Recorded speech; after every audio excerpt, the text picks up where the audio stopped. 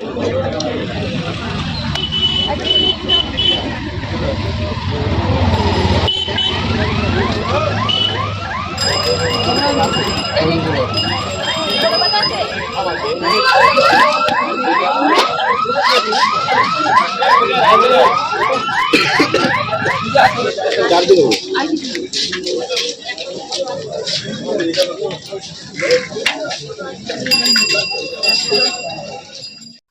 বন্ধুরা দেখতে পেলেন আমি বাজারে গেছিলাম, বাজার থেকে নিয়েছি ফুলকপি। আমাদের পাড়া যে সবজি আলটাটা এসেছিল তার কাছ থেকে কিছু সবজি নিয়েছি। করলা নিয়েছি, লাল শাক নিয়েছি, বেগুন নিয়েছি, গুড়ি কচু নিয়েছি, ধনে পাতা নিয়েছি। আমাদের তো কোনো বাগান নেই যে বাগানে যাবো গিয়ে সবজি তুলে আনবো টাটকা নিজের হাতে, আমাদের সেই সুযোগ নেই। কিন্তু আমাদের বাজার থেকেই সবকিছু কিনে আনতে হয়। আমি জানি সাধারণ মানুষরা বাজার থেকেই কিনে খায়। আমি এই ফুলকপিটা কিনতেই স্টেশনে গেছিলাম, কারণ আজকে ফুলকপিটা দিয়েই আমি রেসিপি বানাবো। তা চলুন তাহলে বানিয়ে নিই ফুলকপির রোস্ট, আর সাথে থাকবে নরম তুলতুলে পরোটা। তা চলুন তাহলে রেসিপিটা শুরু করা যায়। আর আমার সাথে সঙ্গ দেওয়ার জন্য সবাই রেডি আছে। এই যে আরেকজন সব চামচগুলো নিয়ে খেলছে, আর বাবা অফিস থেকে এসে বসে পড়েছে আমার সাথে। হ্যালো বন্ধুরা,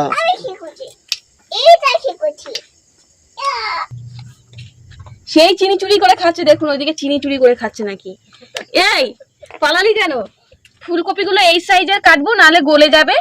এবার ফুলকপিগুলোর পেছনে এইরকম ভাবে একটু ছিঁড়ে নেব। কোনটা? ওটা ফুলকপি কেটেছি না, ফুলকপি। ব্রোকলি কখনো ওটা তো কি বলেছে, এটা ফুলকপি না। কোনটা ধরানোর আগে বঙ্গরাধনী চ্যানেলে সবাইকে স্বাগত।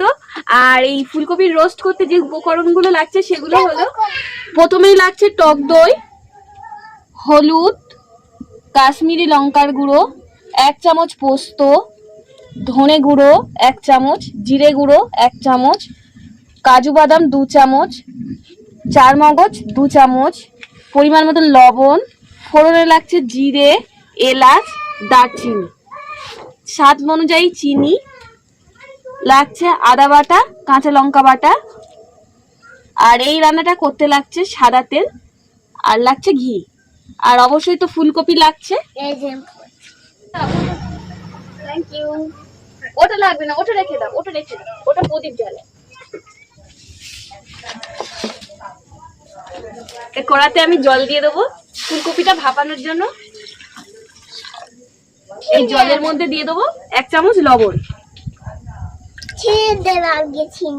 চিনি দেবো। ফুলকপিটা এবারে এই গরম জলে দিয়ে দেবো।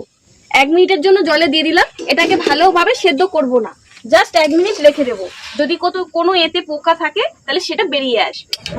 তার মানে বলতেই পারেন যে ফুলকপিটা ভালোভাবে পরিষ্কার করে নেওয়ার জন্যই আমি জলে দিলাম। আর যাদের ফুলকপি খেলে গ্যাসের সমস্যা আছে তাদের এতে আর গ্যাসটাও হবে না। ফুলকপিগুলো 1 মিনিট জলে ভেজানো হয়ে গেছে। এবার এই ফুলকপিগুলো আমি নামিয়ে নেব। আমার সুবিধার জন্য কাজু বাদাম, পোস্ত আর চার মগজ একটু সামান্য জল দিয়ে আমি গ্রাইন্ডারে বেটে নেব। ফুলকপির রোস্টটা সাদা তেলেই হবে, তাই আমি কড়াতে একটু সাদা তেল দিয়ে দেব। তেলটা গরম হয়ে গেছে, ফুলকপিগুলো একটু লাল লাল করে ভেজে নেব।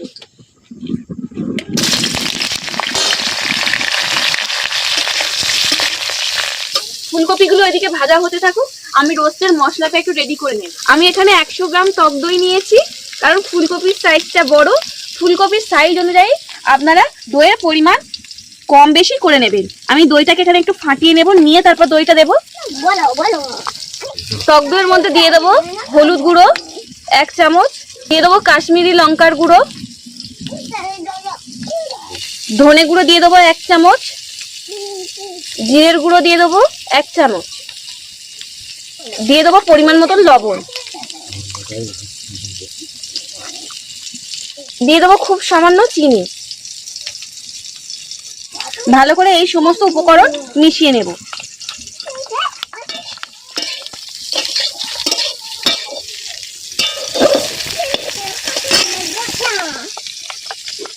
এবার এর মধ্যে দিয়ে দেবো বেটে রাখা পোস্ত, কাজু বাদাম আর চার মগজ। সমস্ত মশলাগুলোকে একসঙ্গে মিশিয়ে নেব। ফুলকপিগুলো সব ভাজা হয়ে গেছে। এবার এই মশলার মধ্যেই আমি ফুলকপিগুলোকে তুলে নেব।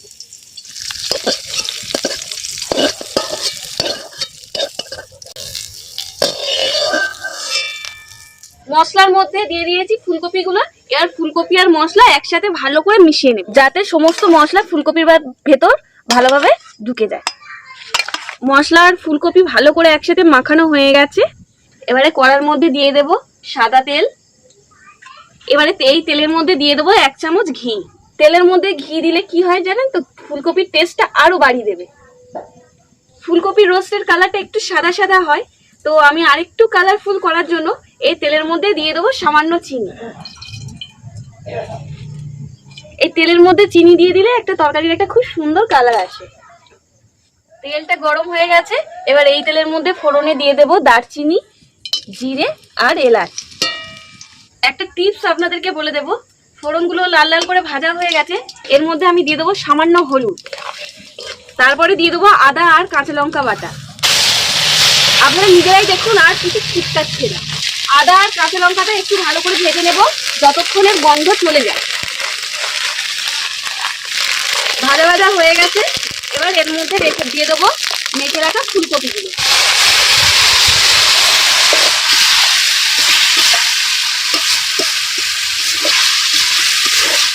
এবার এর মধ্যে দিয়ে দেবো ওই মশলা ধোয়া জল।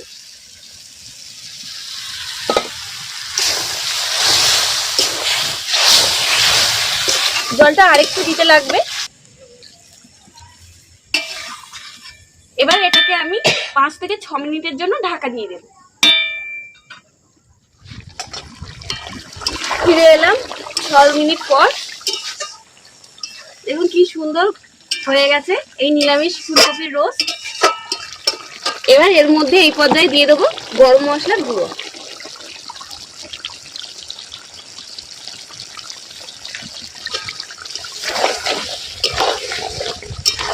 তাহলে বন্ধুরা, নিরামিষ ফুলকপির রোস্ট রেডি হয়ে গেল। এটাকে এবার আমি নামিয়ে নেব।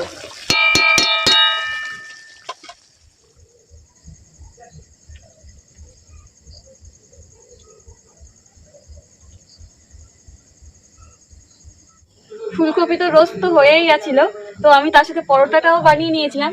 তো রাতের ডিনারটা আমরা ফুলকপির রোস্ট আর পরোটা দিয়েই খাবো। বাবা একটু খেয়ে দেখো। হ্যালো বন্ধুরা, আমি একটু টেস্ট করে দেখি কেমন রান্না করেছে আমার বৌমা।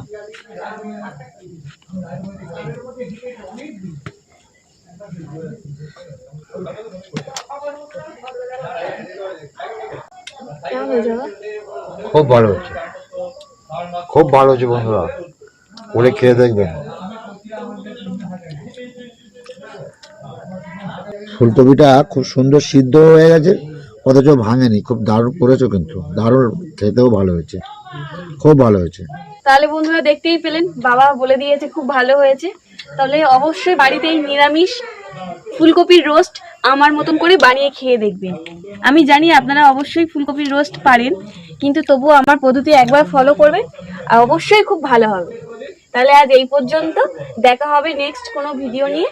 তো ততক্ষণে আপনারা ভালো থাকবেন, সুস্থ থাকবেন, আর আমার চ্যানেলটাকে সাবস্ক্রাইব করতে ভুলবেন না।